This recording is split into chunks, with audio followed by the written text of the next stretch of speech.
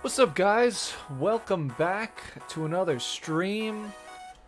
Not doing these as often or as frequently as I thought I would, but I'm being pretty consistent. Sometimes it's all right to stagnate a little bit with your production output, but I think regardless, these streams are a lot of fun. So even if I do slow down a little bit, I still enjoy them nonetheless. Now you're gonna have to forgive me today because it's hot as shit.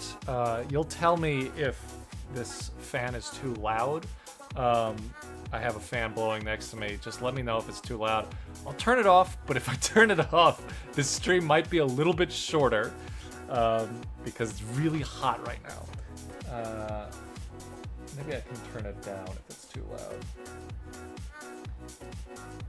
Let's first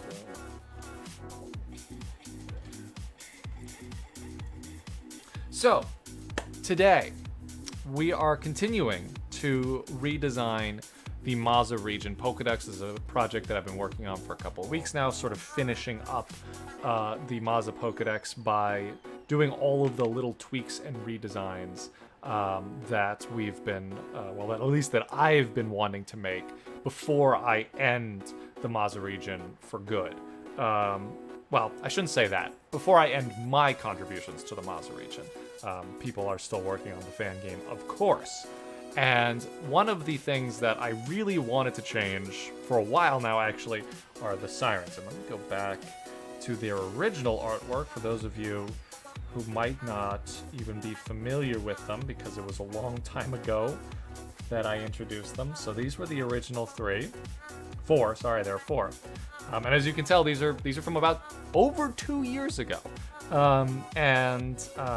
Yeah, so my skills have definitely improved, as you can tell by looking at this key art, that there have been numerous improvements to multiple different aspects of how I draw Pokemon, and how I draw in general.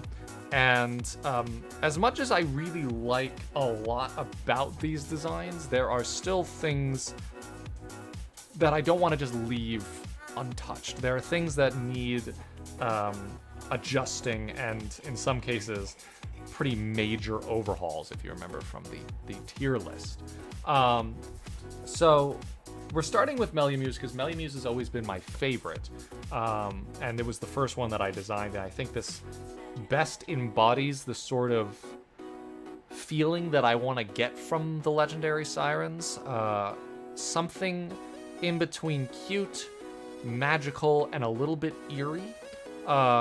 And I want to sort of spread those different design elements around in different intensities with each of the different designs. So maybe one is a little bit more cute, maybe one's a little bit more eerie, one's a little bit more creepy, maybe one's a little bit more magical feeling.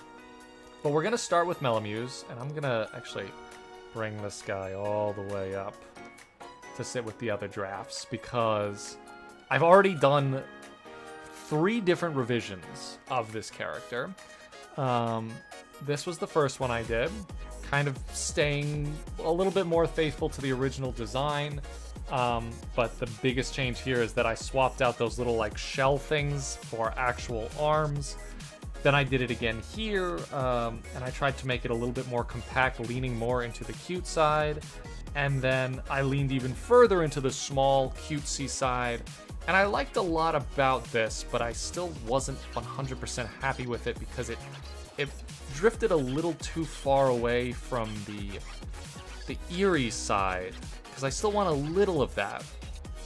And then I had an idea that I actually I really liked, which was to try to make each one of these feel a little bit more distinct. And when I say distinct, I mean each one have their own more unique personality. Like, all of them kind of had similar personalities. They all kind of had blank personalities. And I thought it would be kind of cool to incorporate different genres of music and sort of visuals that we would associate with different genres of music into each design that matches with that design's personality. So Melumuse, as the name might suggest, is probably the most positive and energetic of the 4 sirens, it is the siren that sings inspiration to humans on shore. It's the least malicious, it likes humans, and it tries to bring them inspiration, hence the name Melumuse. So I thought genres of music like pop, like electric music, dance music, samba, like very lively, energetic music, to sort of bring more personality into the design. And that's sort of where I am now. And I'm liking this a lot more already. I'm liking having a little bit more energy. I'm liking having a little bit more of a distinct personality. And I went back to these like shell implied arms, not really arms. Like they can't move or emote with them. But nonetheless, I like the way they give the implication of arms. And that's where I am now. And I'm going to kind of keep messing with this a little bit. And try to get it to a place where I'm really happy with it, and then can start doing things like line and color and stuff.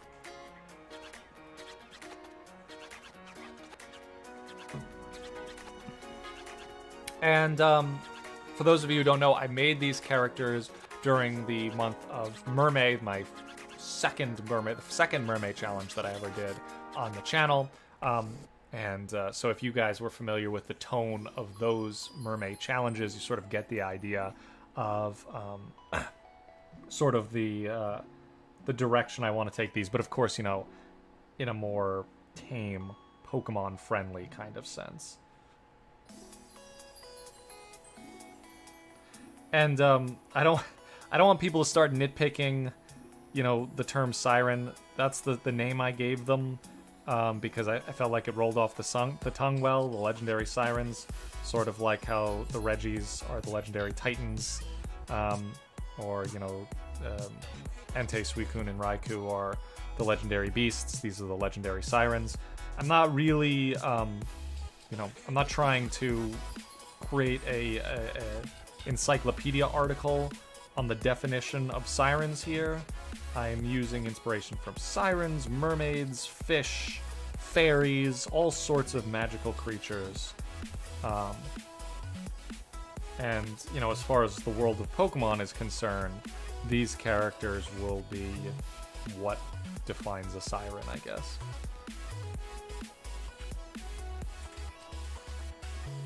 So as you can see, I wanted to sort of like, I was thinking like energy, I was thinking like pop music, samba, dance music, EDM, that kind of stuff. So I used the shapes that I had on the side of the head, and I kind of made like headphones,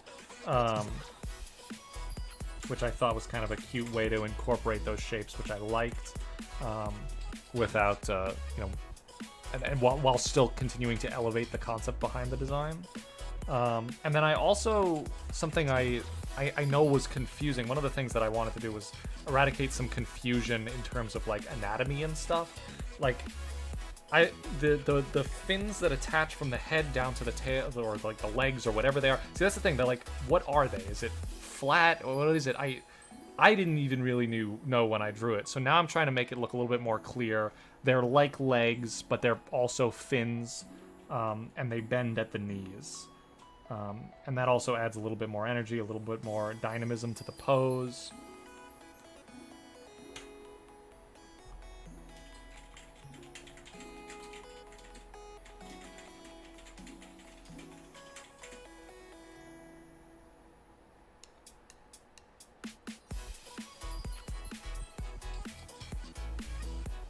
But these sirens, these Pokemon designs in particular, I have had such a hard time trying to revisit and redesign because I really like them, and part of what I like about them is that they are so unlike other Pokemon that exist, and they're so unlike anything real that exists.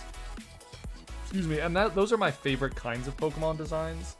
You know, Pokemon designs that, you know, take some inspiration from the real world, but really create something new. But those, I think, are sometimes the hardest to design.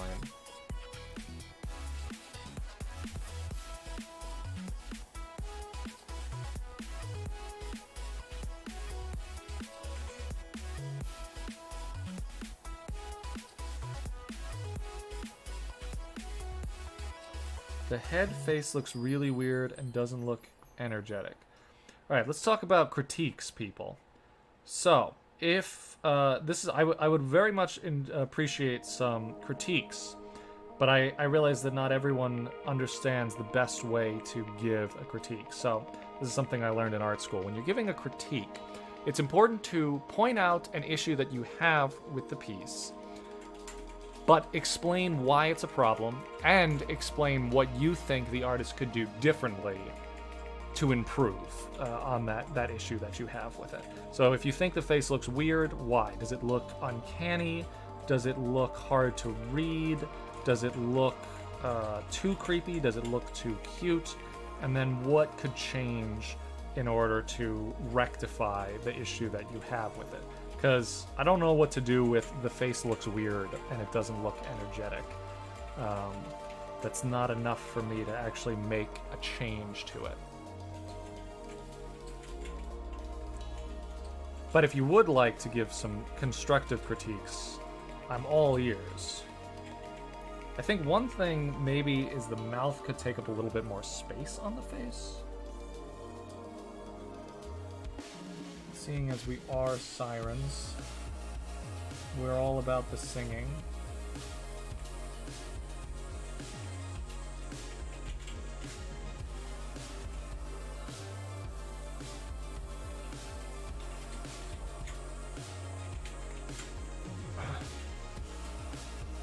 It's too pointy and makes it not too cute. It's too pointy. Alright, so maybe I round off the chin a little bit here.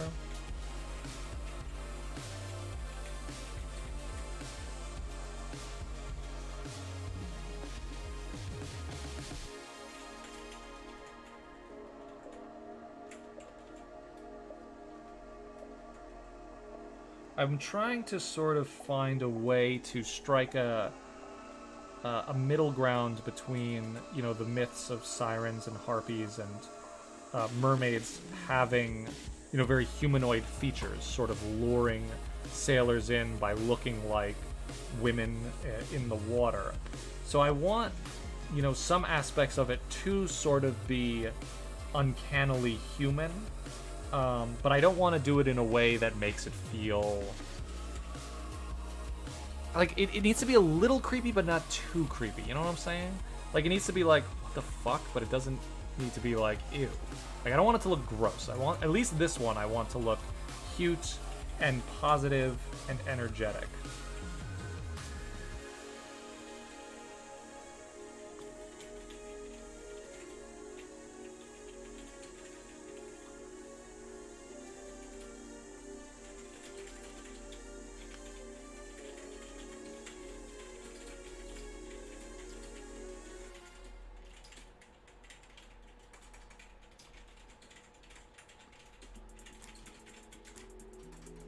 So the musical styles that I was thinking pop, I was thinking dance, I was thinking like samba, not really salsa, but you know, very energetic, upbeat music that makes people want to get up and dance because Melumuse brings inspiration to people. And I was sort of starting to think about what the other sirens, what their genres of music would be. I was thinking for Melucali, maybe a little opera, a little gospel, like even like Gregorian chants. Is that a genre? Whatever that genre is, church music.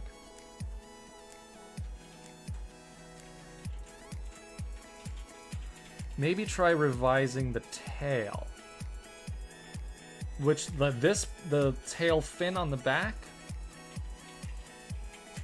Yeah, I've never really known what to do with that. It definitely needs something on the ass.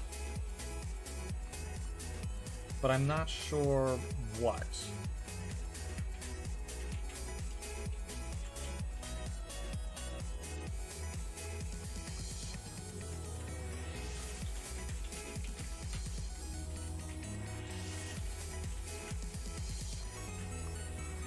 Oh, let's see. Someone's saying add something flowy like a skirt. Maybe there's some way I can make the tail part a little skirt-like.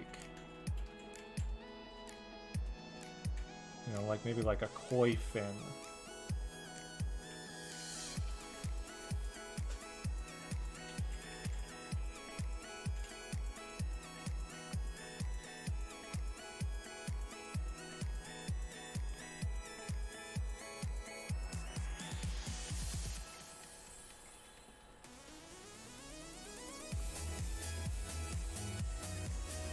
Yeah, that way we can have that sort of flowy, sort of, you know, imply a little movement.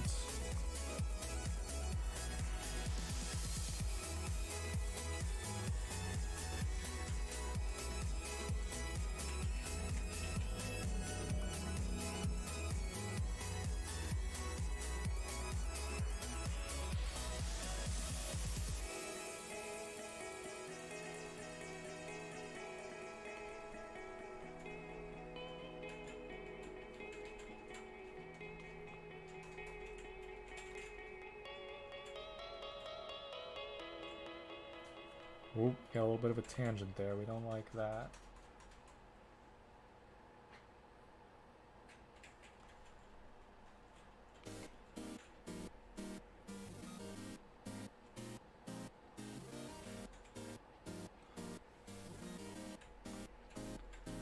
What if for the back you did 2 round shapes, sort of like the ears, so replicated a bow, and the flow could come beneath the tails? Oh, I see what you're saying. So if I put like 2 objects here. The other thing we have to consider though is focal points. We don't want to make a part of the design too busy if it's not going, like, so there's a lot going on in the head here, and we don't want to have to compete for focus with another part of the body. I like the idea here, something like this, I think is what you're saying. But it might be a lot. Also looks a little, like wedding-y, doesn't it? It's like a wedding veil.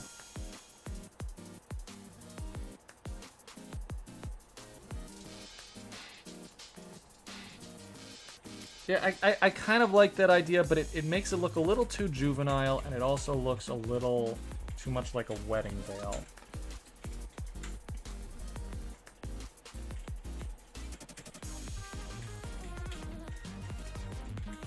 The fins need to be spikier. No, I don't want spikes in this. I don't want harsh electric energy. I want flowy liquid energy, like water. This is a water grass type because it lives in the estuaries. It lives in nice shallow water that flows in from the ocean into fresh water. So I don't want spiky, I don't want aggressive. I want more flowy, more light, more loose.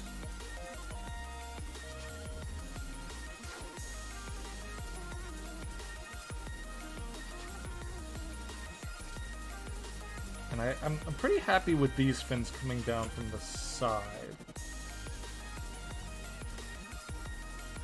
I don't know how I feel about this tail. Maybe let's try something else. I don't really love that. It kind of looks like a horse tail. What if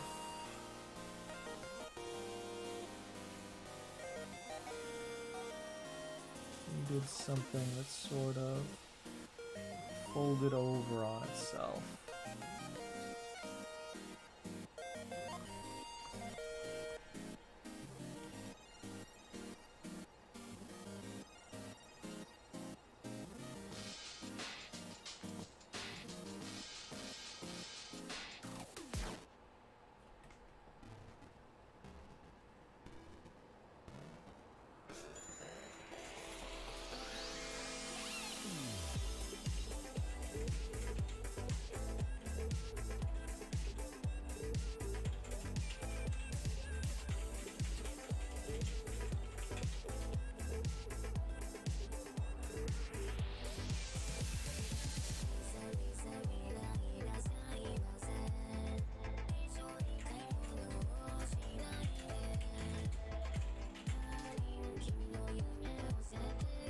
Kind of just looks like it's got a napkin sticking out of its butt.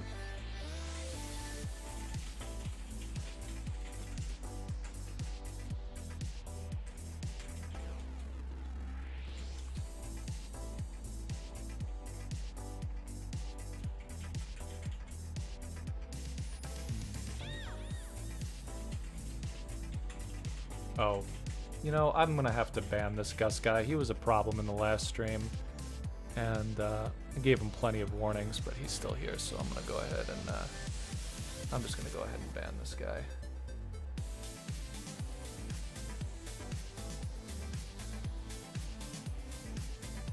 Oh, is it on? If you go to his YouTube, it literally just says internet troll. So let's go ahead and ban this character.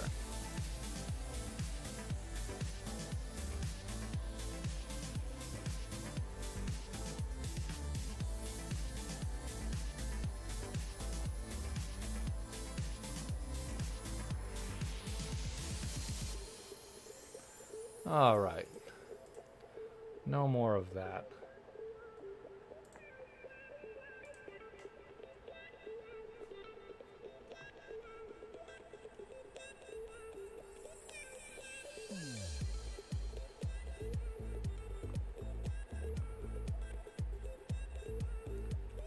Could have a tail similar to the side fin where it curves under the body.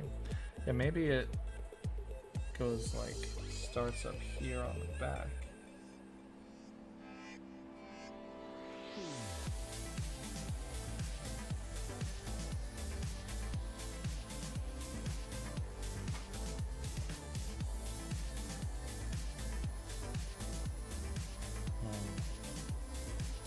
Sure.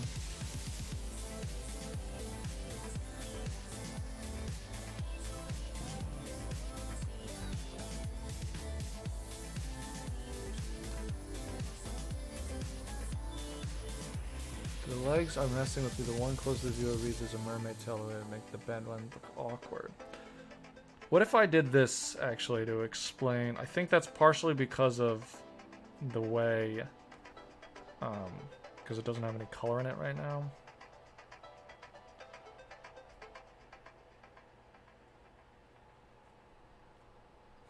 This is so weird. We were having this problem the last time I was streaming where there are things that other people see that I don't see. That's a hard thing about being a character designer, is that you have a vision in your head that makes a lot of sense.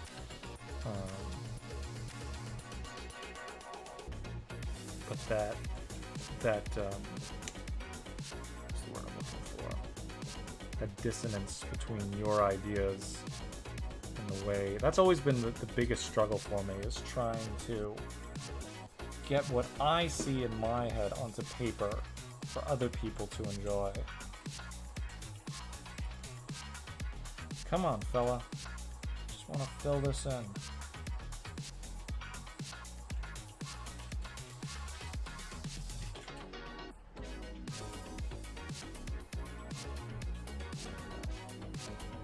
I think this leg does need to come out a little bit more. Looks a little small.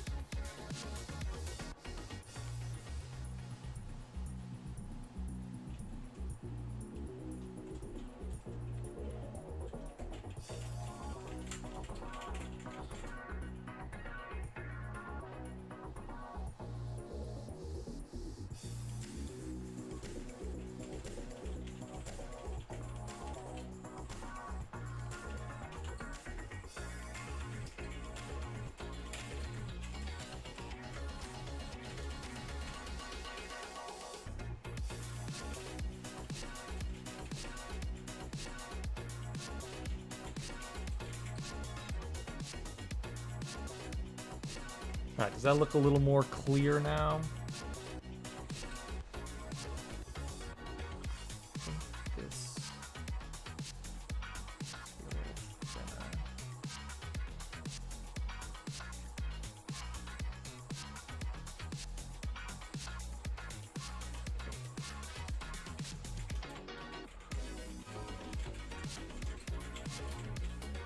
Kai Fakemon says, I love the vibe. Kind of reminds me of Lapis Lazuli from Steven Universe.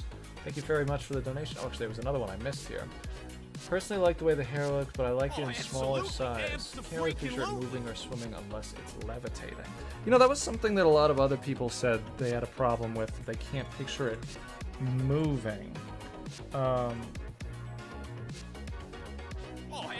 yeah, I mean, it just kind of levitates. That's sort of it. It just sort of floats through the water. It doesn't really swim or undulate. It just sort of floats through the water. And that's sort of also what I wanted to imply here with bending one of the legs, so it can maybe have an implication of it actually, you know, articulating its body.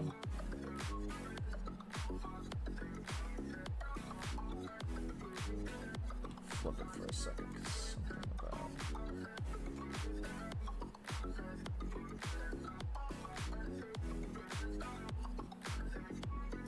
Oh, absolutely. Abso-freaking-lutely.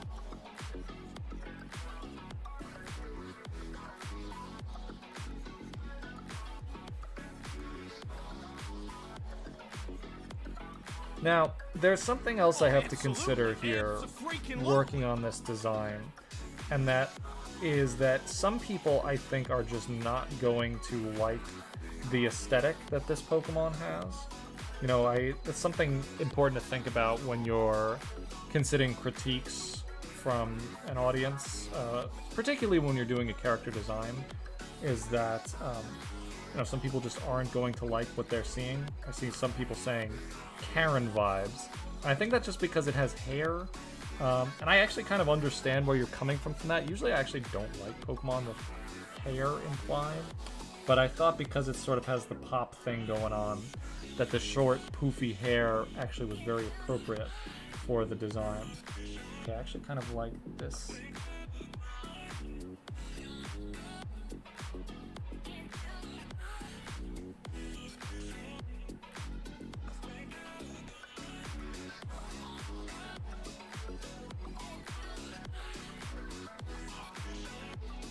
Looks so weird. You know, I'm actually okay with that. I'm okay with the legs looking weird. I think that's the right amount of weird that I'm looking for, to be honest with you. I think the fact that you don't like the legs here is sort of working in favor of the design, in favor of the concept behind the design, to sort of have that weird uncanniness between looking like a human and looking like some strange fish monster. And I definitely don't want to lose them because I liked the original. I liked them in the original concept. That was probably my favorite part of the design. I can't remember particularly what the specific name. It might be Starbuck actually, or Starbucks. But the mermaid that Starbucks uses as their logo, with the two tails that are like its legs. I always really like that. It's like the lower half is a human, but they're also tails. And then I like sort of bringing in an original element of it too, with the fins then connecting back into the head. Maybe what I could do is make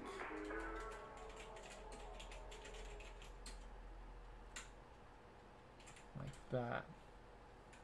A second fin coming out of the back of each of the legs.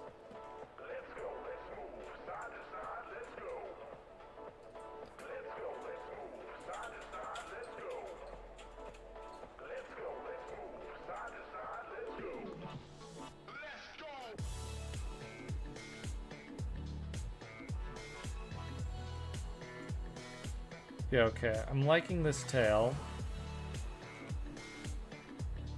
I like that kind of continues that sort of flowy, watery energy that we have in the fins.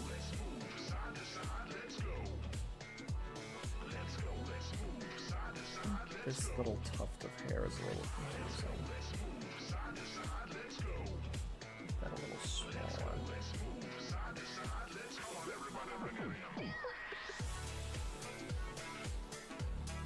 Someone said that I should lower the hair a little bit because there's too much face. I would agree with that.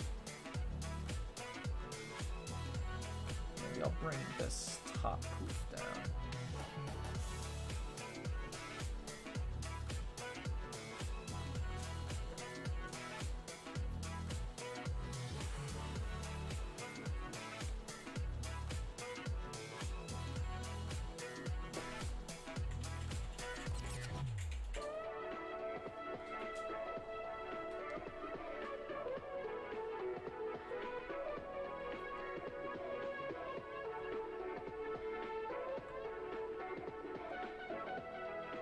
Yeah, it's pretty good. I think that helps.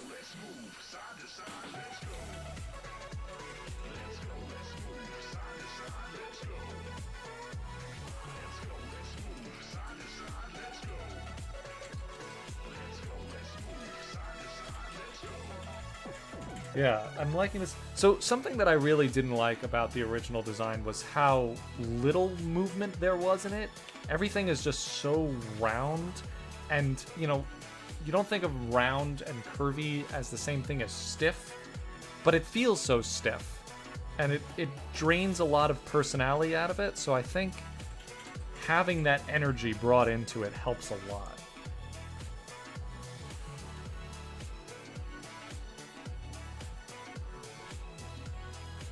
I think now I'm pretty happy with this, actually.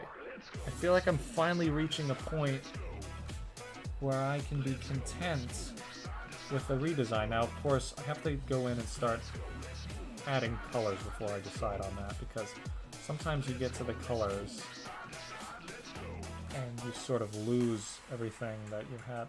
Actually, let me try something here. Around the neck, maybe bring in some of the darkest color.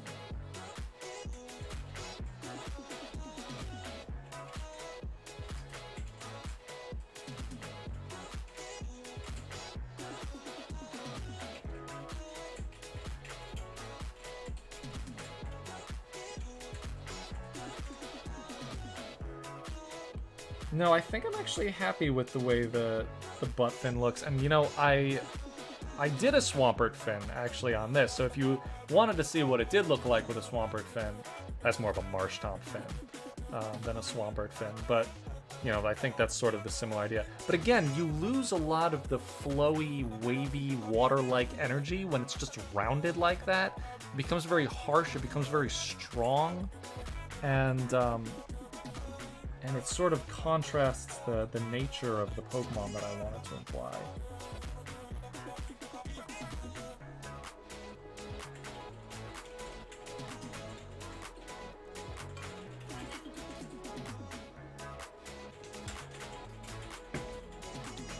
I feel like its posture could be fixed.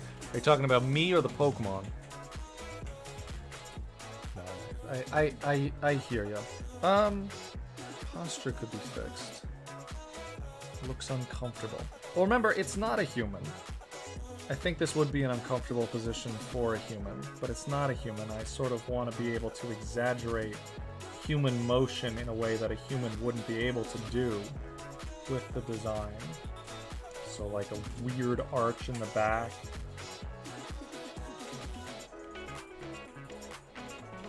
And I sort of wanted to kind of keep, because in the original one I sort of had this flow from the head down to the back, down to the butt, down through the legs. And I sort of wanted to keep that but make it a little bit more wavy. And now we have this where it can flow down through these waves, up through these waves, and then back around again.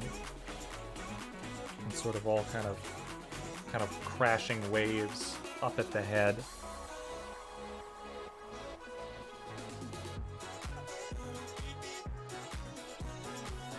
You know, sort of have, you know, be able to look at it and say, yeah, okay, that looks human. But then look at it again and say, okay, no, it's definitely not a human. I think one last thing I want to change is the way these fins curve.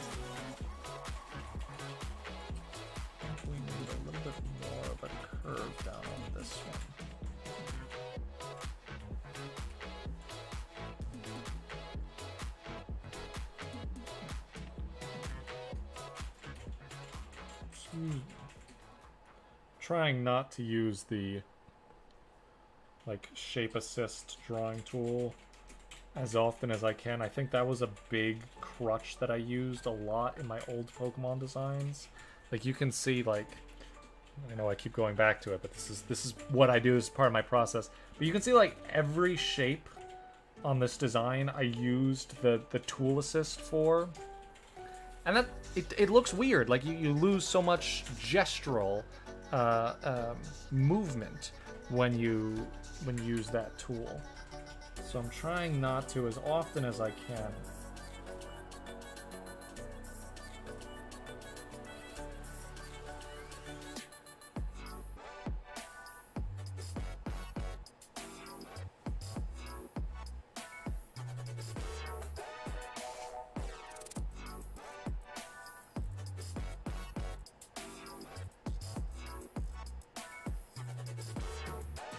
The bend is hidden at the arms. Oh, I see. Okay, so maybe I bring it out a little bit more.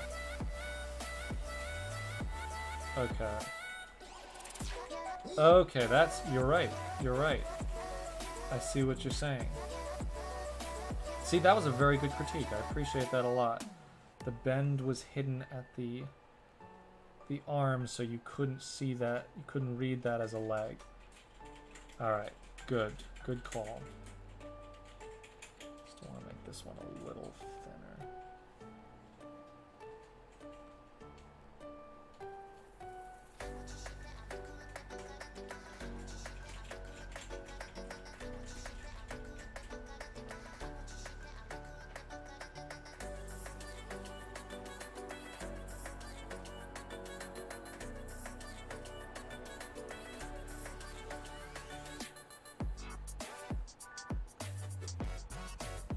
Honestly, I'm feeling very excited about this now. I'm liking this a lot. Yes, people have been saying I gotta look up who Lapis from Steven Universe is. Lapis Lazuli, Steven Universe. I know some characters from Steven Universe, but I don't know what this is. Oh yeah, I kind of see that because it like comes back into a point at the back. Oh yeah, here. Oh yeah, I see that. Oh, she's cute. Oh my god. Okay, I did not think Steven Universe... I'm glad I didn't stream me looking this up. I did not think Steven Universe was the kind of fandom where you look it up on just Google Images and you find gross fetish art, but apparently it is.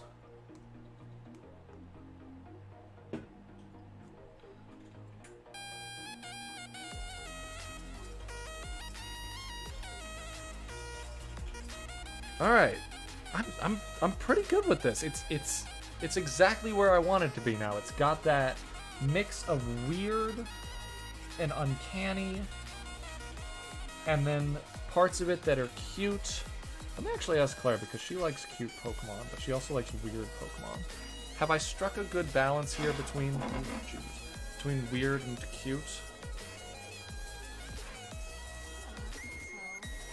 Does it sort of have that Togetic level of like, what the hell am I looking at, but also still something that you find cute?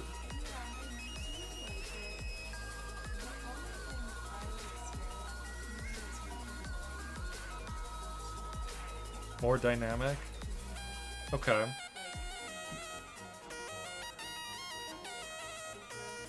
Okay. Up at the top or down at the legs? Within the... Oh, okay. So when they come in, you know, really have them come in.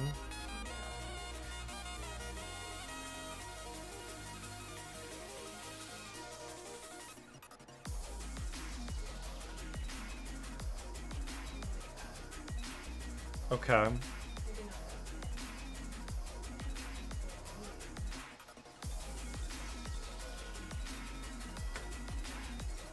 Okay, I got you. So it gets really thin at the ebbs.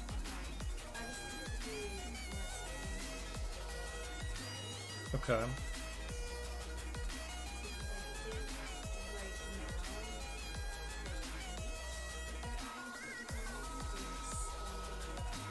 Okay. Okay. Gotcha.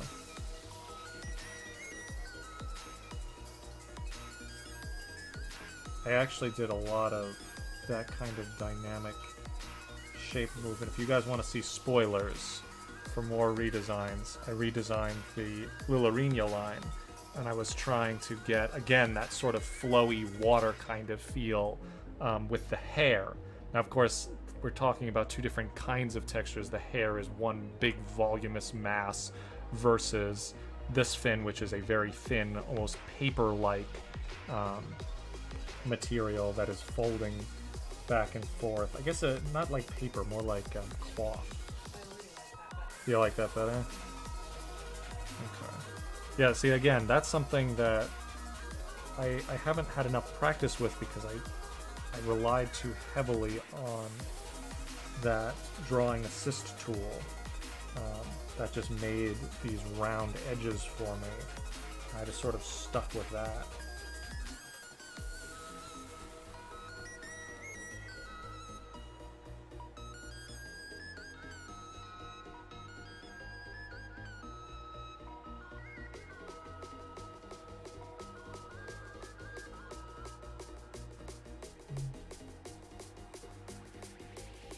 You have Melumuse interact one hand with the tail or the tendril.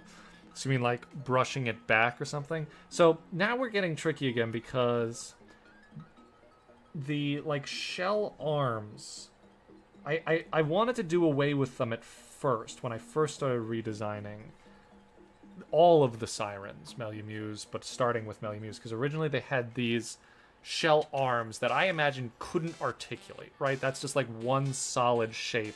They're fused together and it sort of wraps around the body. Now that's a little confusing and I'm not even sure how I envisioned that at first. But then I decided to change it and just give them straight up arms. And then with this design, I decided to go back because I thought the arms made them look too human. But now I'm imagining that, again, they can't actually articulate. But what do you guys think? Do you prefer it to have real arms that can bend and grab things and move? Or do you like it better where it just sort of has these shell things that sort of stick out of it and make the shape of arms, but don't function like arms? Again, another thing that sort of makes it feel like, you know, it has the shape of a human, but it isn't actually a human. Yeah. The smaller arms meaning the ones, like... Okay. But yeah, the Cresselia arms, that was sort of what I was thinking when I made them the first time. Yeah, and that's sort of where I ended up because I wanted a lot of the movement and the motion to come from the fins, and I didn't want that to be... I didn't want the arms to take away from that. Okay, people like the shell arms. So I think that's a consensus there.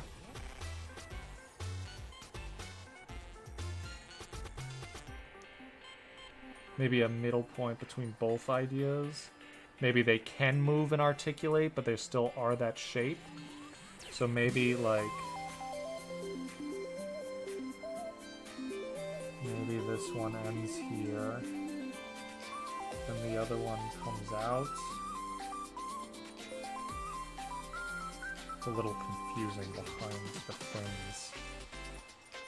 Maybe I'll have to move the fin to make that work.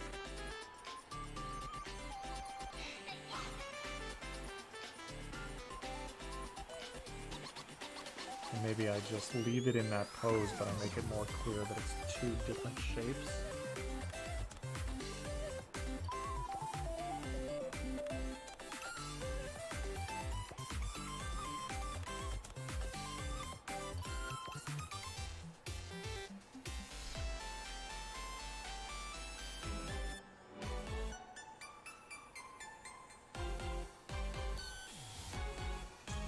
The other thing I like about the shell arms, if that's what we would like to call them, or the Cresselia arms, is that there are a lot of ways I can sort of abstract that in the other designs and use them to kind of create new shapes and new imagery, and repurpose them to convey different tones.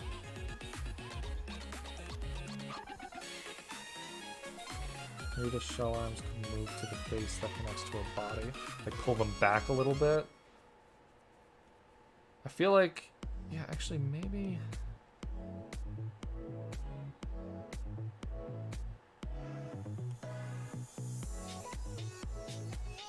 Maybe they come here. Not all the way back like you were saying, but maybe just move them back a little bit.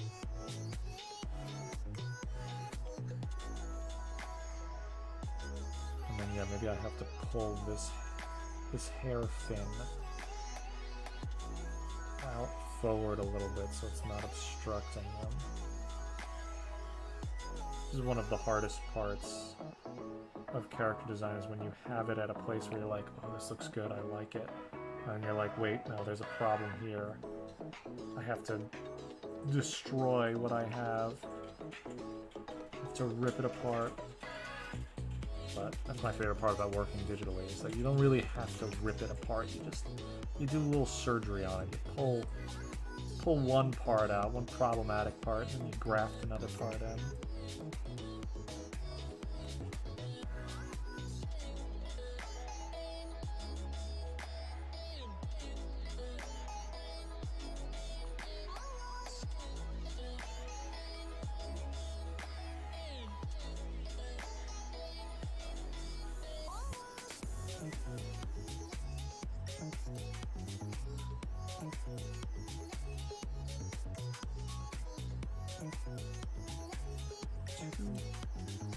Curls there.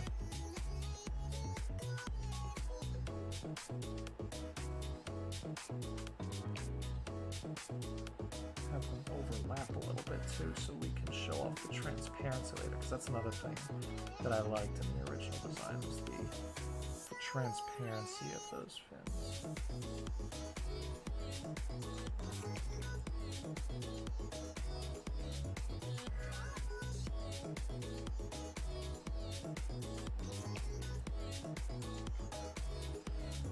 Actually, that's another thing I can consider, is that they will be transparent, so maybe obstructing these.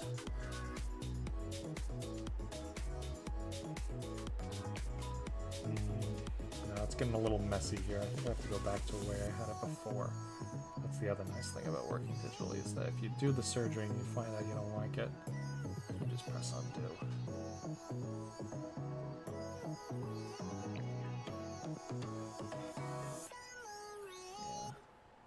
Yeah, go back here. I think that I'm happy with the way they are. I know I didn't really commit to those changes, but pretty happy with the way this looks. Alright, let's do Claire's idea now. Of adding a little bit more dynamism, a little bit more flow, a little bit more taper in the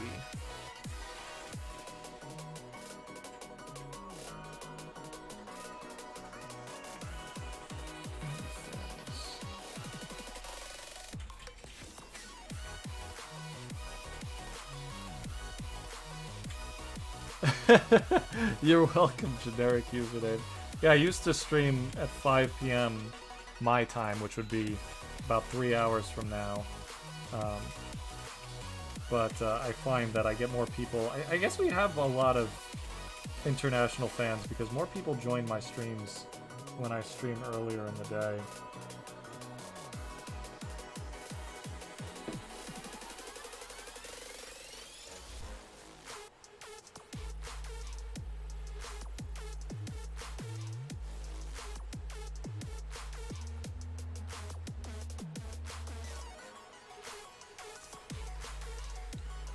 Music is a little loud. I can turn that down.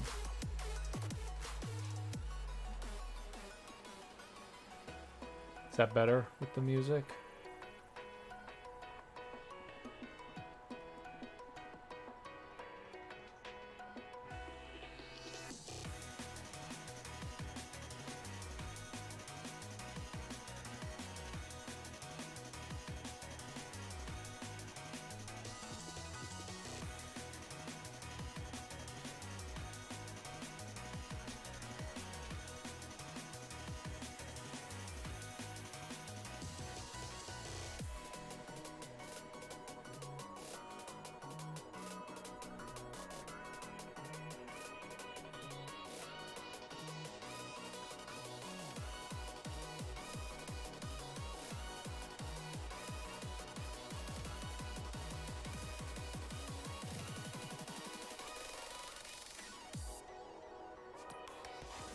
little bit more energy. Use hair locks, hair fins, lock fins.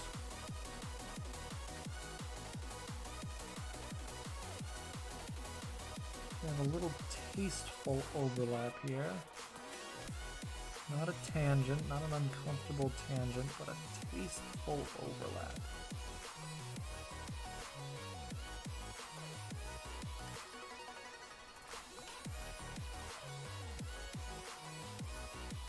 Per Claire's suggestion. And that really does help with the energy, the vibes.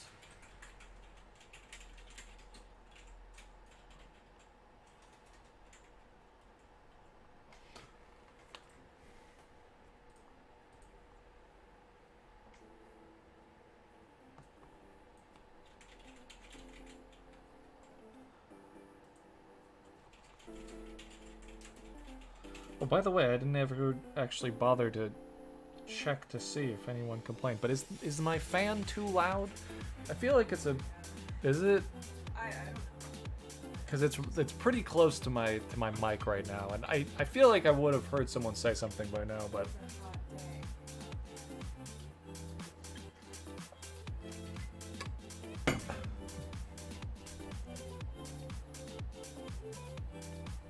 My favorite critique. Doesn't feel like a Pokemon. You know, that... When I have designed a Pokemon that doesn't really feel like a Pokemon, that's how I know I've done a good job. Because when I look at Pokemon that I really like, official Pokemon, designed by Game Freak, the thing I hear people say about those designs most is that they don't feel like real Pokemon. So that is a form of praise when I hear that. Doesn't feel like a real Pokemon.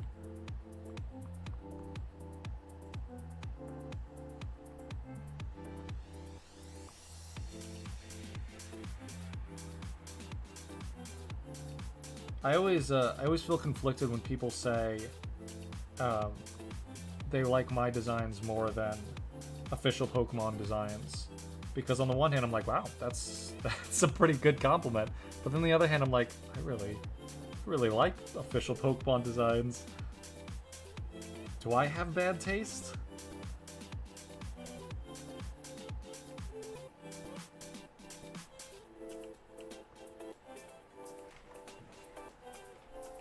Do I hate Skeledirge? I love Skeledirge. Skeledirge is my new favorite fire type. Who told you I hated Skeledirge? Well, you weren't. Maybe you weren't talking to me. I've absolutely loved Skeledirge. I was so freaking happy with Skeledirge when it came out. When I evolved my, what is the second form called? I can't remember what the second form is called. But when I evolved it, I was a little nervous because I didn't love the second form. But I was like, okay, it's the awkward middle stage. That's fine. That's fine.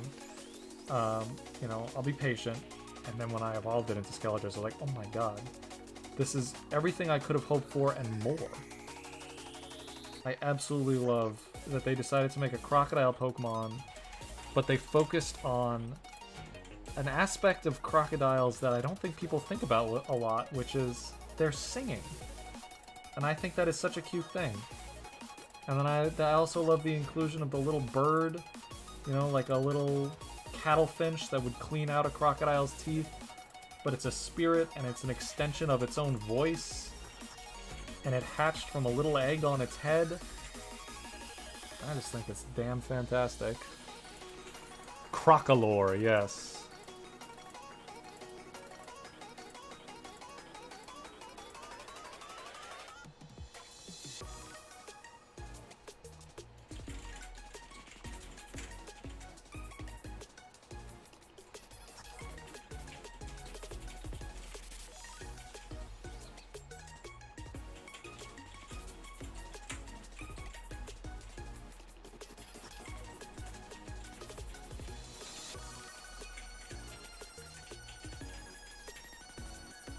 Yes, in fact, actually, after I've wrapped up the Mazah region concisely, I'll be starting my next project on unsubjectively will be to create a concept for my own collectible monster game.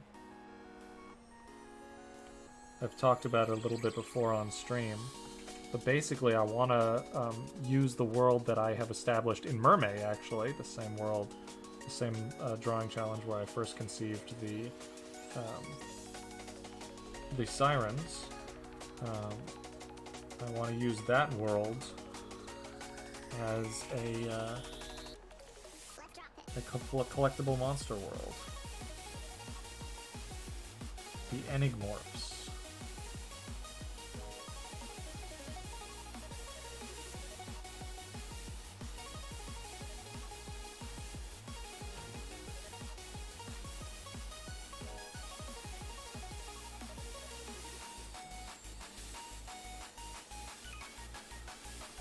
Get the transparency in there because we're going to need to understand those shapes. I think that's nice. Maybe I'll bring this out a little bit more.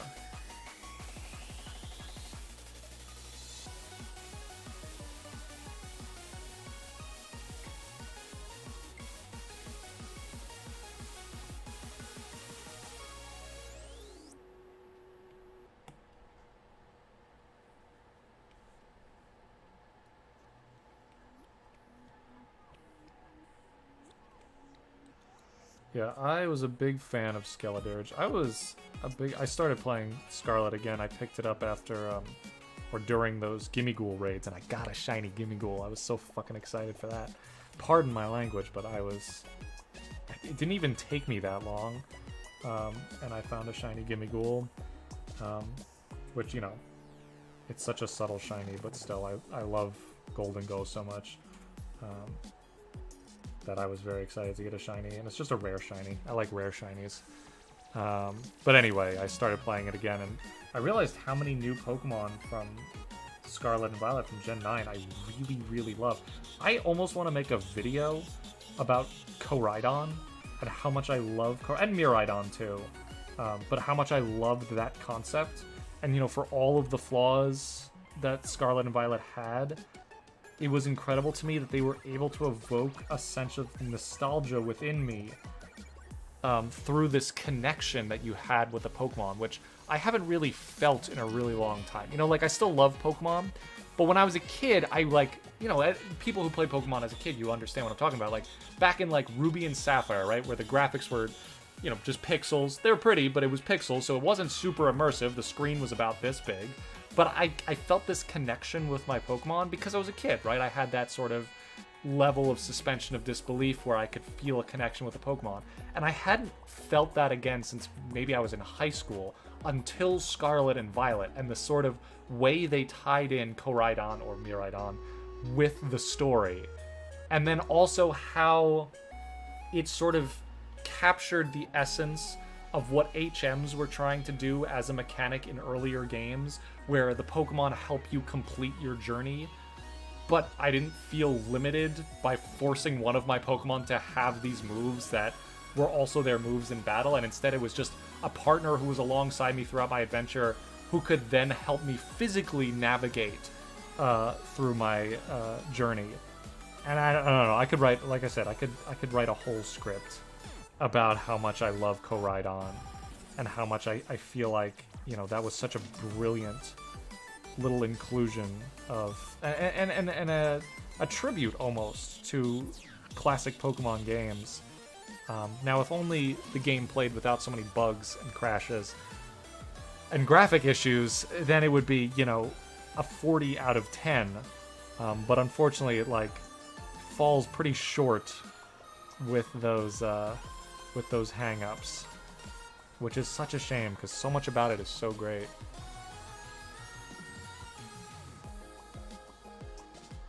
And the other thing is that, like, legendaries, I never felt that connection with legendaries. Like, yeah, people are saying, like, you usually felt that connection with your starter because it was with you from the beginning of the game, right?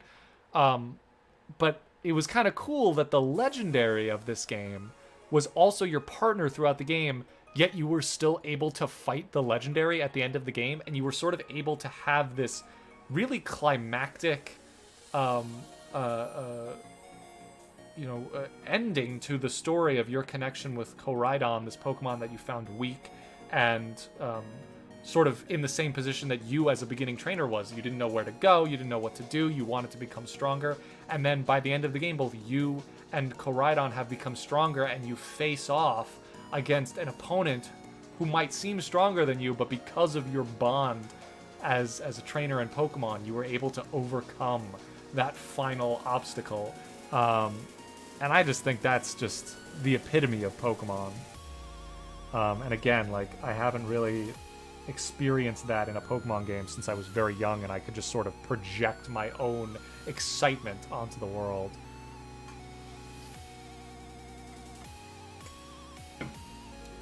Plus, visually, Koraidon is just, I love its visuals. Yeah, Koraidon, I like Miraidon too, but to me, Koraidon is so much cuter. I absolutely love, I mean, it's pretty Jack core, like, I remember when we saw the trailer, everyone was like, oh, Jack, you finally have a box legendary that's, like, super up your alley. Because they really, like, it used to be that every box legendary was as a dragon type. I guess that's not true. It was just 2 generations in a row with gens 4 and 5.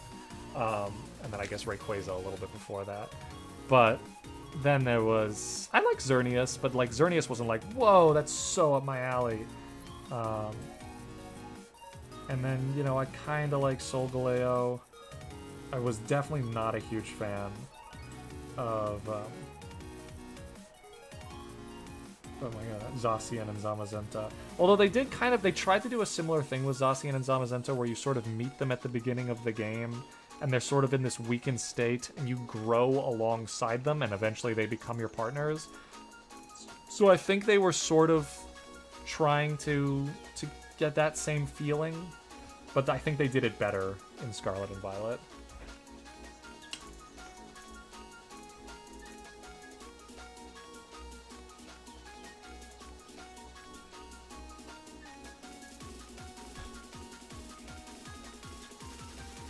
Yeah, the ending of Scarlet and Violet was incredible.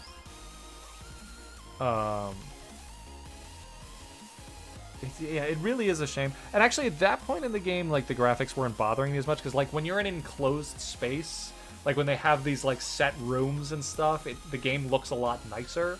When you don't have to worry about, like, the entire overworld lowering the frame rate, the game does look nice. It's just those... the overworld, it's so rough. Especially going back to Sword and Shield, or even Arceus. Like, those games look so nice. I know people complained about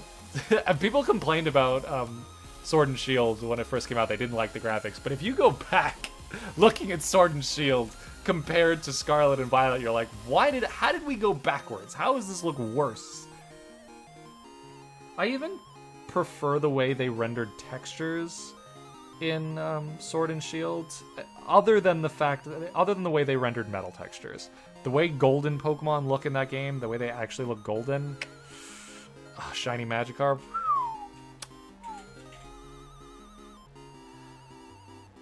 Alright, I am pretty goddamn happy with this sketch. I think I'm ready to go on to some lines.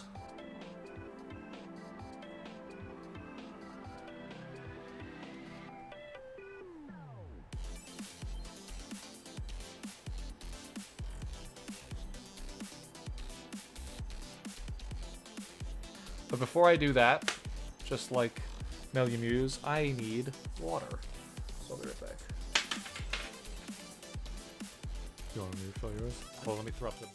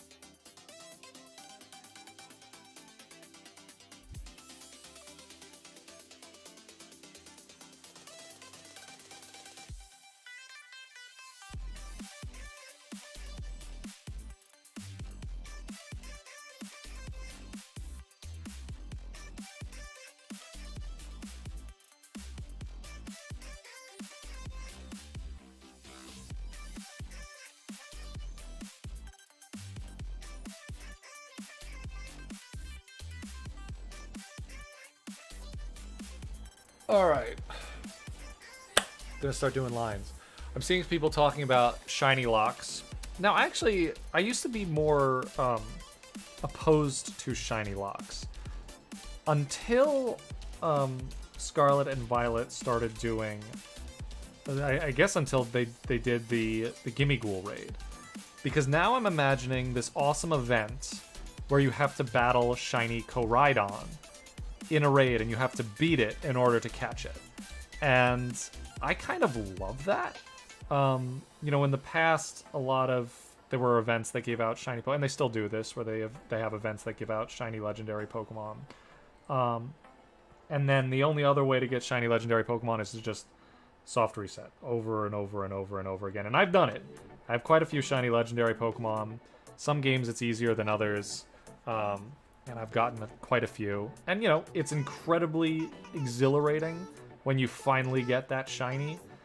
But, you know, the process itself is arduous. It's tedious. It's not fun.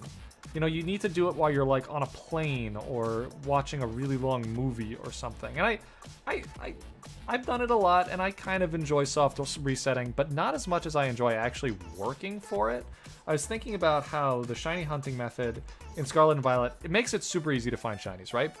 But in order to get to the step where you can just eat a sandwich and then suddenly have insanely high shiny rates, you have to first overcome the hardest raids, or the second to hardest raids in the game.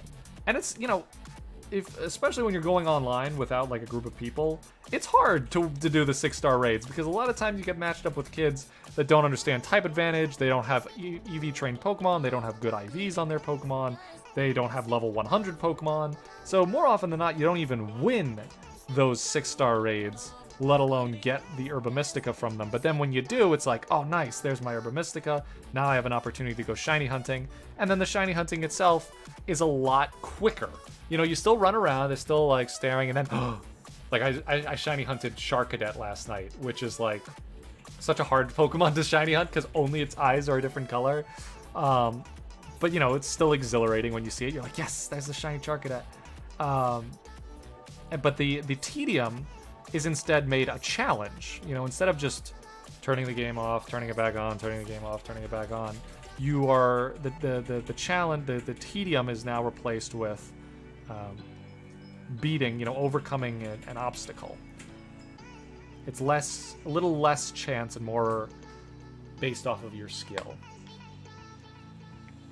So I'm hoping that when they do release Shiny Koraidon and Miraidon, and Shiny Koraidon is so sick, I hope that they do it in a raid, and that you have to beat Shiny Koraidon before you can catch it.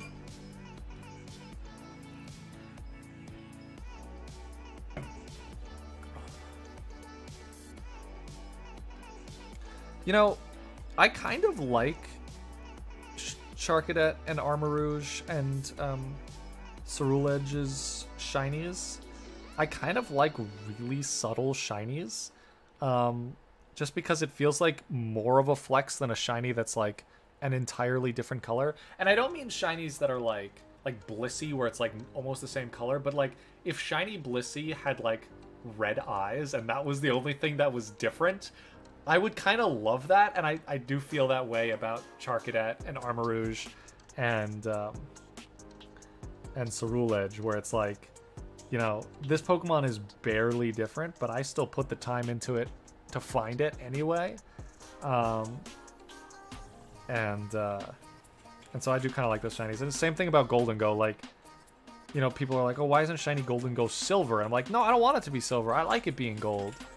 And like the fact that just the bands that run along its body and then its eyes are like a different color, I kind of like that. I sort of wish the color was something more dramatic. Like I wish it was like bright blue or something instead of just gray, because it's almost unnoticeable. Like Charcadet and Armarouge and Cerulege, they're all like, it's subtle, but you can clearly tell that the eyes are a different color, and I kind of like that. I really like that.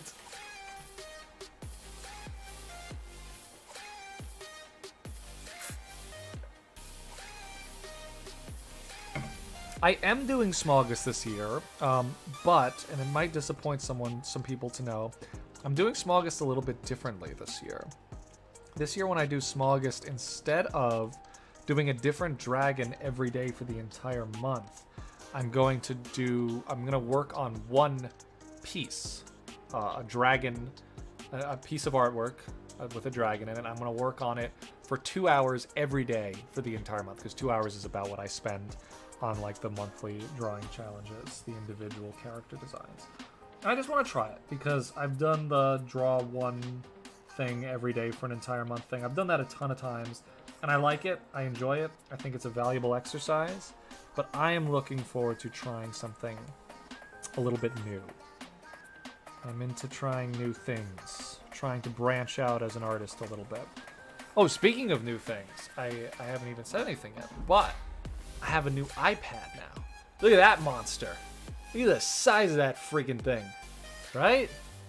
I was saying for a long time that I need to get a new iPad, and I was waiting until I had a little bit more money, which never happened, but I was like, I need to get an iPad anyway. I'm gonna wait till we have more money again. And then inflation. So that didn't happen, but you know, I had enough money, so I got myself a nice spanking new iPad, and I gotta say, it's pretty fucking nice. It's a pretty huge upgrade. I would recommend to anyone in the market for an iPad. I do recommend iPads for Procreate and for digital illustration. That is my official endorsement. But I would also recommend get a big sucker. Get the new ones. Get the 12.9 inch. Because it makes a pretty huge difference to have a big screen to work on. You can get nice, long, clean brush strokes. You don't have to zoom in. You don't have to bend over like this to see the screen. Like, I don't have to hunch over. And I think it's already had a positive impact on my artwork. I made a piece. This is a spoiler. Shh. Don't tell Nick. But my friend Nick, for his birthday, I made him well, it's a kind of a joke between me and him, but I did this illustration. He's a big fan of the Flash. Let me actually show you the full finished. Do I have? Hold on, let me throw up a BRB.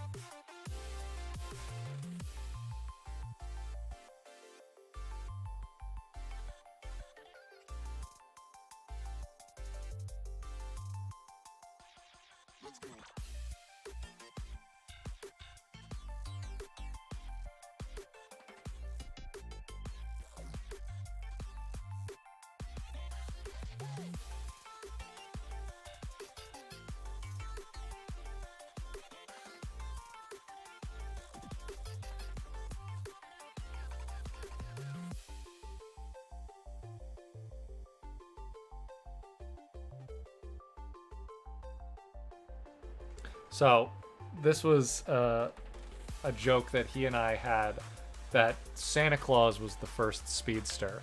And I did this fake cover for him of The Flash meets Santa Claus, which is just a stupid inside joke, but I'm so happy with the way it came out.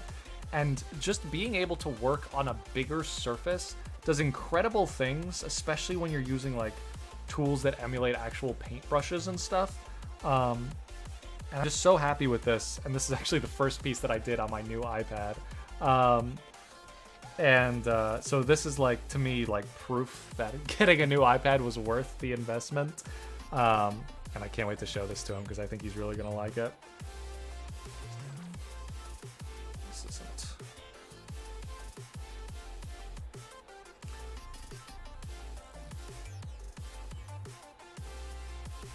And then in the Pokemon designs too, I think it took me a while. Where are my Pokemon? There they are. But yeah, like I'm super happy with my final redesign for Yoranakwa. I'm assuming you can lock the screen so it doesn't move. You mean like on your hands? Like you mean touch it so that your wrist doesn't make the screen move? It doesn't actually. Oh, actually, it is kind of detecting my wrist. I don't know. On my old iPad either, like, it doesn't. That's never a problem. Your wrist does not make the screen move.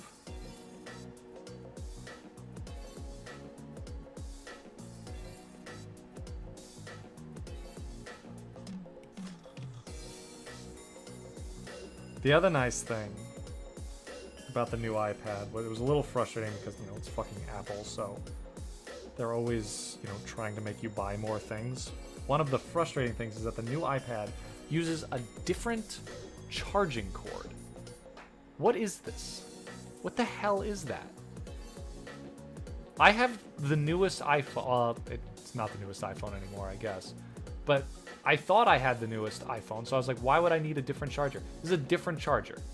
Absolutely did not need to do that, but they did, so it's got a different charger. But a plus that it has is instead of plugging your Apple Pencil into the charging port to charge it, you just do this.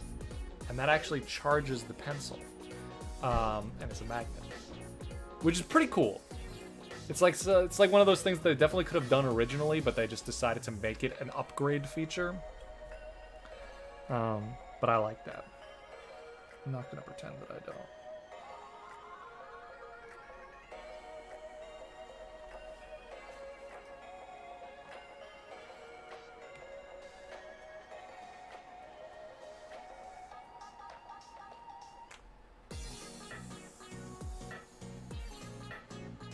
Yeah, and it charges the pencil fast, which is nice. And it holds a charge more. Of course, I'm expecting that to change the longer I own this pencil. I also have a bunch of backup nibs for my other Apple Pencil, and I don't know if they will work with this new Apple Pencil. I hope they do.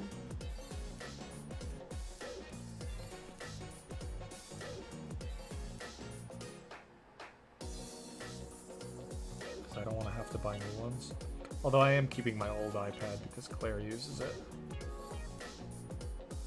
Also, I don't know if I'll travel with this one. Just because it's big and expensive. And I don't want it to get broken if I'm, putting it in my backpack or something. Maybe if I get a better travel case for it.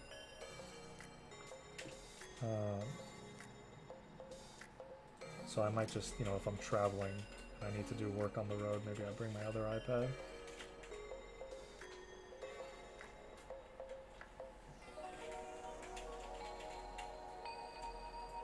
Yeah, that's usually what ends up happening, right? Is that you end up buying a different product that's not an Apple product.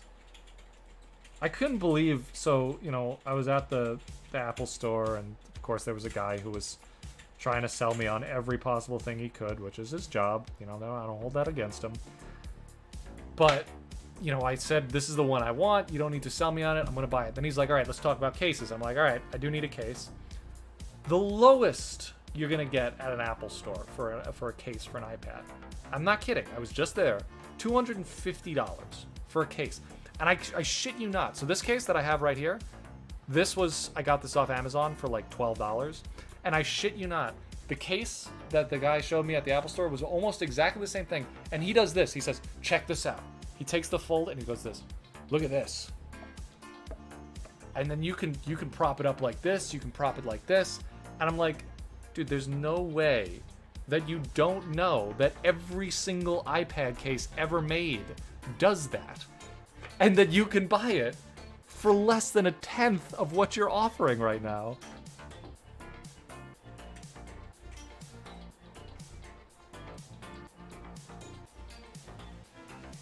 Like, that's not a selling point, dude.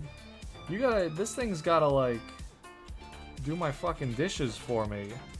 If you want me to spend that much money on it.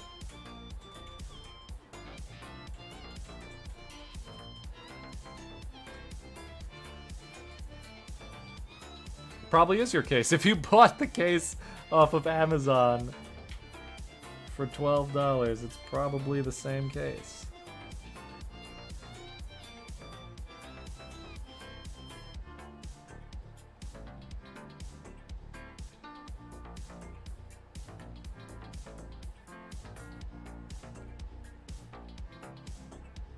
Two Glamora, Dondozo, and a Lechonku. Those are good shinies.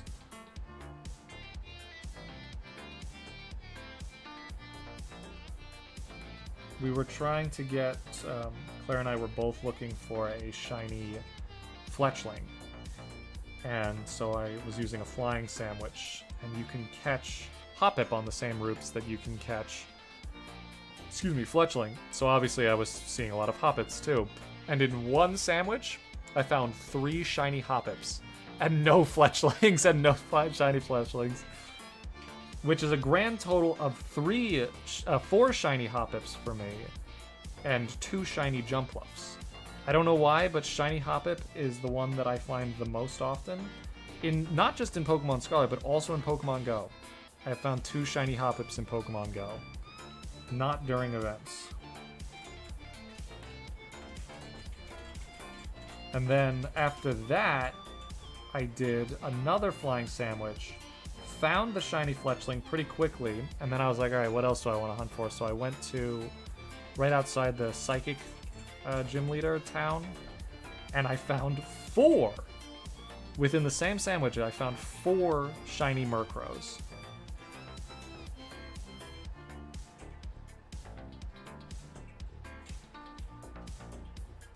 And none of them had marks either. I was really disappointed. None of them had marks. Oh, actually, no. I think one of the Murkrows did. I think one of them had the Sleepy mark, which I thought was pretty good. That's a good mark. I did. I caught them. No. I never don't catch a shiny. Oh, yeah. The Fletchling had a mark. Yeah, that was good. Juice box.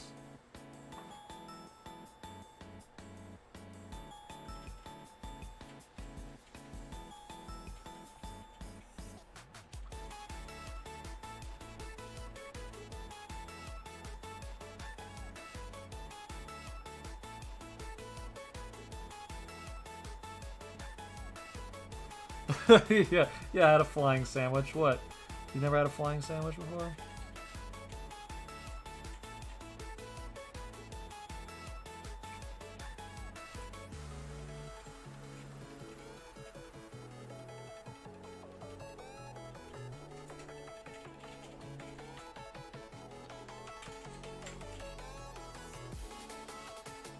Ooh, Shiny Esparth is a good shiny.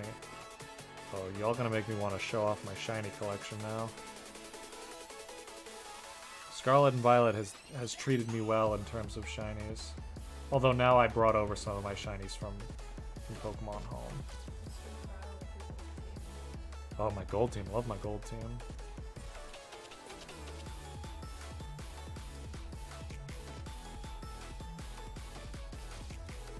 Yeah, the best thing, like, great writing, great Pokemon designs, great story progression, great gameplay, but the best thing that Scarlet and Violet did was make Shiny Magikarp actually metallic gold.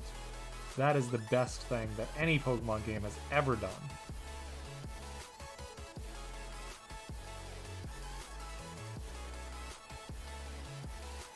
I remember my friends looked at spoilers before Scarlet and Violet came out, and I didn't.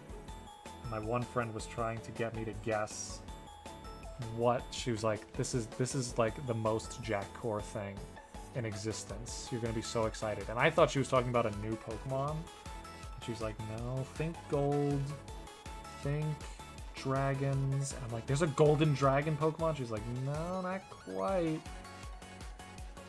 And then I finally found it. I was like, I'm gonna shiny hunt for a shiny Magikarp, because I do that in every game that I play now. And then I saw a shiny Magikarp. I was like, holy shit, it's actually gold. It's not just yellow. It's fucking gold. And that made me so excited.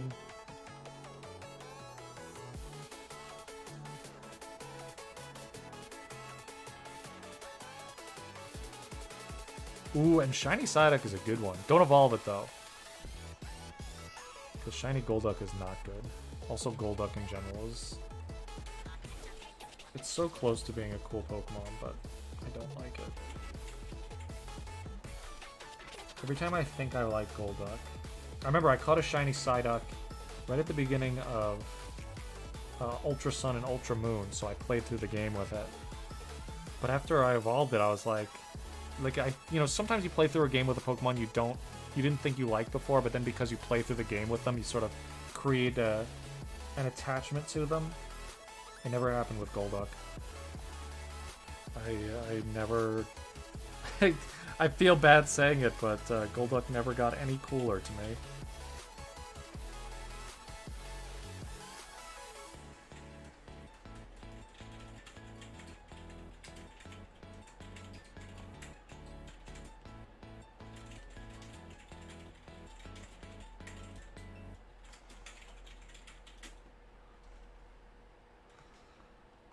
Yeah, I do not know why Psyduck is not actually a Psychic type.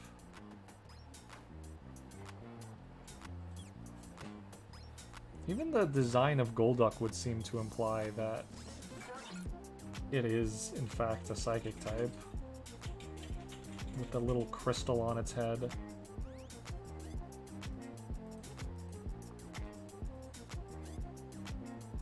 But I guess part of it is just because, like, Psyduck is the localized name.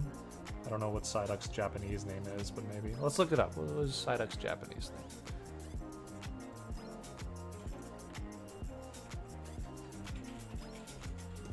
Psyduck. Koduck is its Japanese name. What does Ko mean, Claire? Oh. Yeah. Koduck is a combination of ko, small, or ko, child. So it's small duck. So its Japanese name doesn't imply Psychic type at all.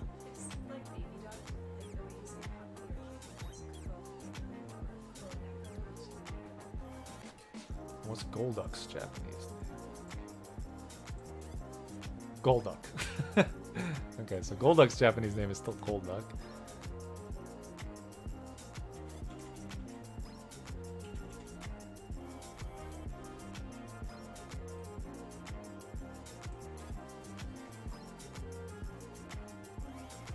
Psyduck is not a Psychic type. We just blew someone's mind.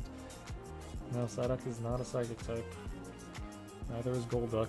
They are both just pure water types.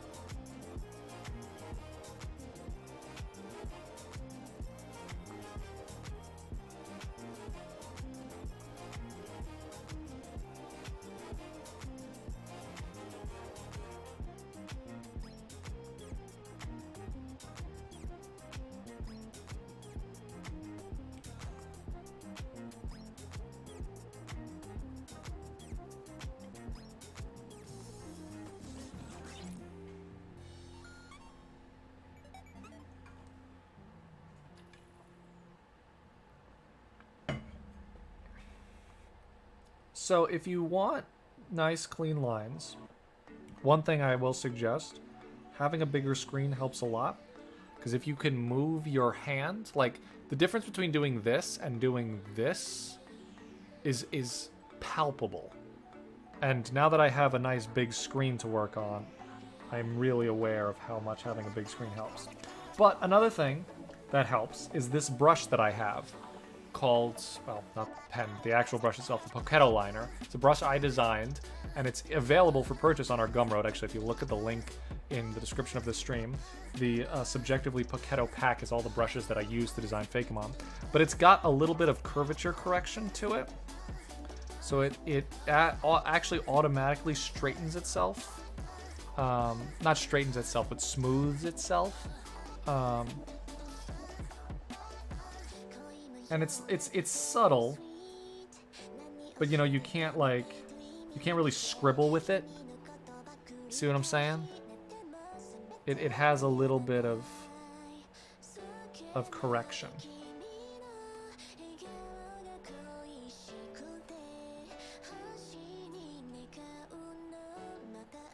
Oh yeah, we don't miss a beat. I'm gonna have an opportunity to talk about the brushes, bring them up. Most of the brushes Claire designed, but she is more of a painter, whereas I like to do more line work, so I designed this brush. Actually designed it in Procreate.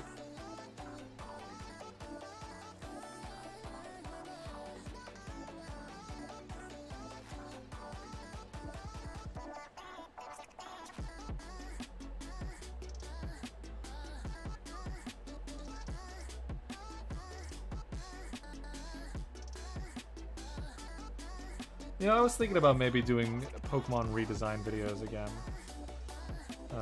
That was how the channel started, actually. Our original videos were redesigning bad Pokemon, or Pokemon that we didn't like. Actually, wait. When's Subjectively's anniversary? When did we upload our first video? It's coming up. I think it's in July. I hope we didn't miss it. Let's see.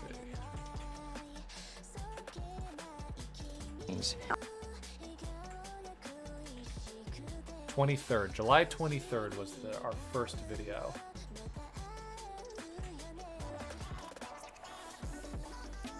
We'll be 5 years old this year.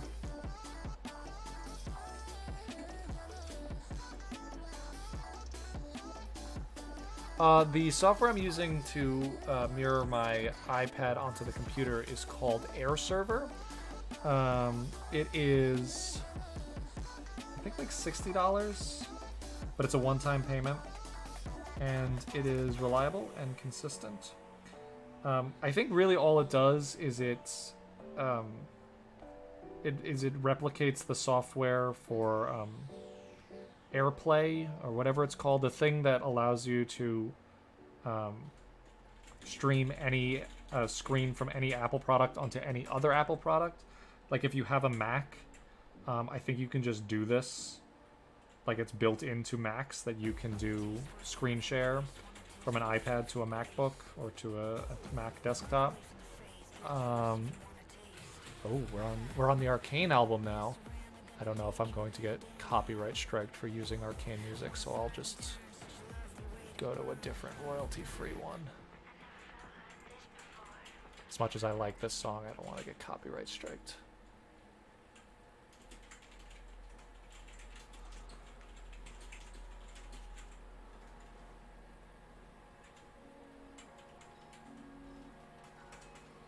I'm glad you like our old content. Yeah, the channel is very different now than it was then.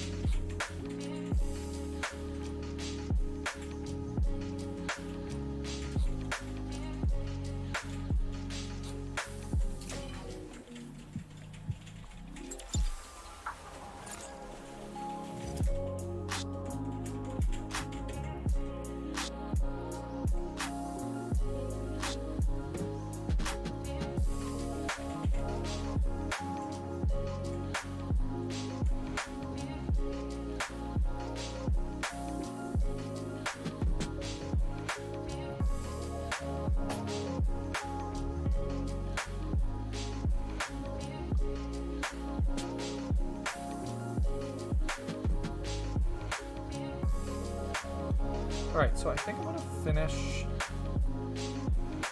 the line work, and then I'll probably call the stream. How long have I been streaming? Almost 2 hours. So yeah, I'll probably wrap it up after I finish the line work.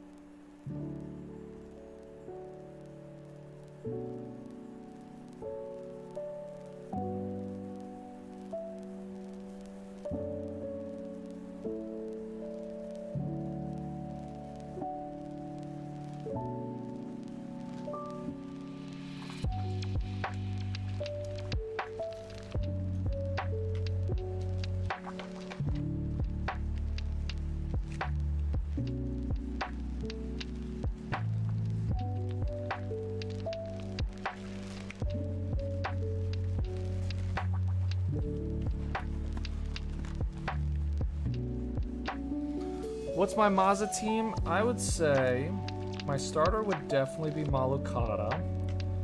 So, you know, at the end of my journey, Gastronaut. Then I definitely have a Mazeman. Already pretty grass heavy, but you know, it's a story team, so we're not looking for competitive viability here. So yeah, Mazeman. Then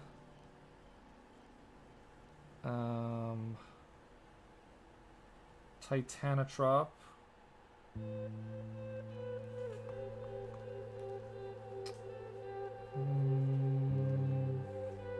Oh, obviously Mazah and Magikarp. And Mazah and Gyarados, I guess, would eventually evolve into.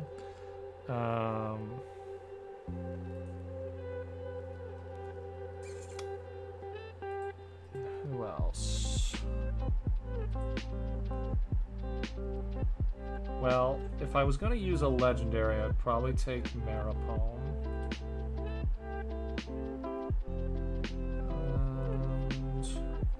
And maybe Adelangler as my last one.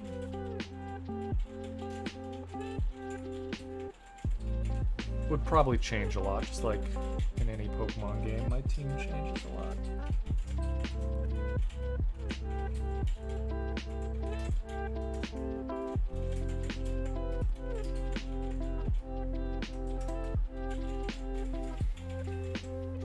Oh, the screen froze. It did, didn't it? What is that? Let's try disconnecting and reconnecting.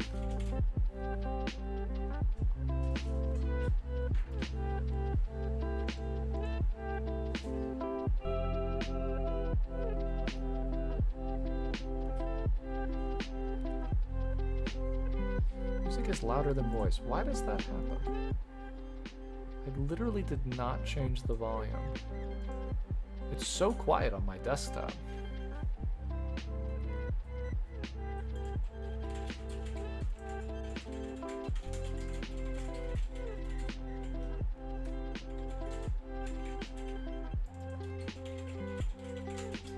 I literally did not change any settings.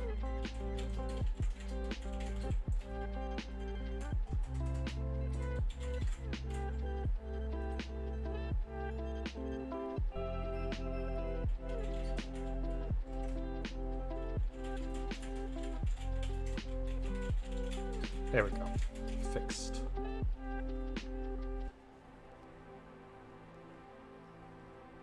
What size do I use the Paquette liner at?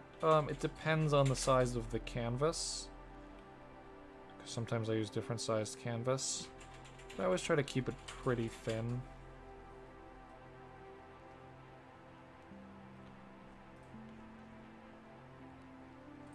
Like the size of a brush varies. I also found it varies depending on the size of your iPad screen. Because the brush size that I usually used for one of my pieces, or that I was using for my piece before I got my new iPad, was actually too small when I got my new iPad. I had to scale it up. So I wouldn't give you an exact brush size. I would just say something pretty thin. Look at official key art for Pokemon, you get an idea of how thin. But even that fluctuates. The thickness of their lines fluctuates. Right now I'm using a 9" by 8", 9" by 8", maybe 9" by 7" canvas at 300 DPI. Try to use big boys so that you know, I can blow up the images as big as I like for video editing or for use on websites and stuff. I always like working bigger because you can always make something smaller, but it's sometimes hard to make things bigger.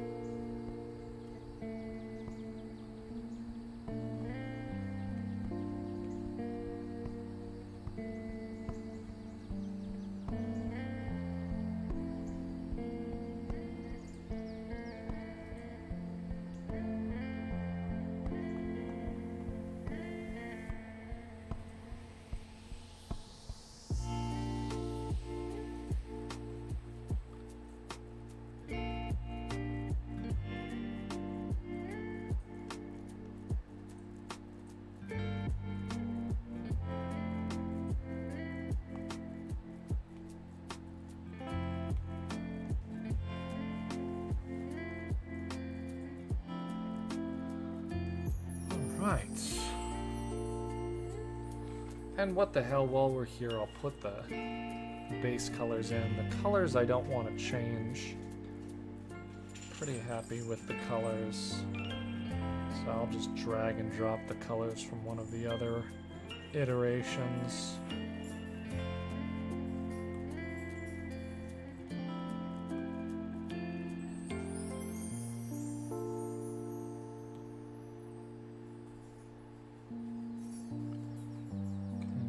Them in the same spots.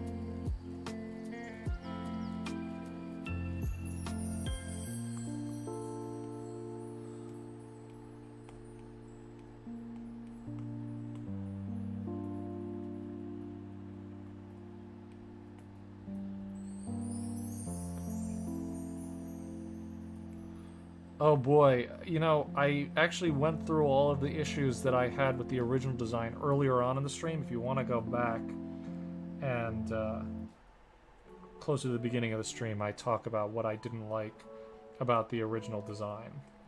But I don't want to repeat myself to people who were there for that bit.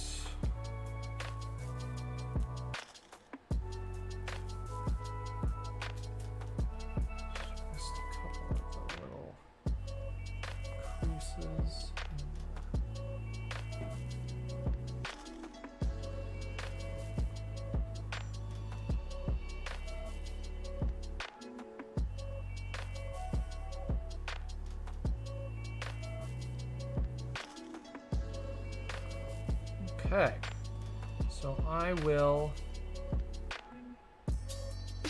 probably a little bit later on today, probably not on stream, but later on today I'm going to go in, I'm going to finish the colors, and I want to thank you guys, because I think you guys gave me some really good feedback that that helped me get this to a place where I'm actually very happy with it, and I'm looking forward to sort of taking the conventions that we've established in this design and moving them into, or applying them to my other siren designs and updating those to sort of fit the same new rendering style. So thank you guys so much for joining me today. This has been a lot of fun. I hope you enjoyed the stream. I hope you like what you saw. And I'll probably be back streaming some point next week. If you want to come back and see more of the siren updates, you're more than welcome. So thanks again for watching, guys. Enjoy the rest of your day, and I'll talk to you later.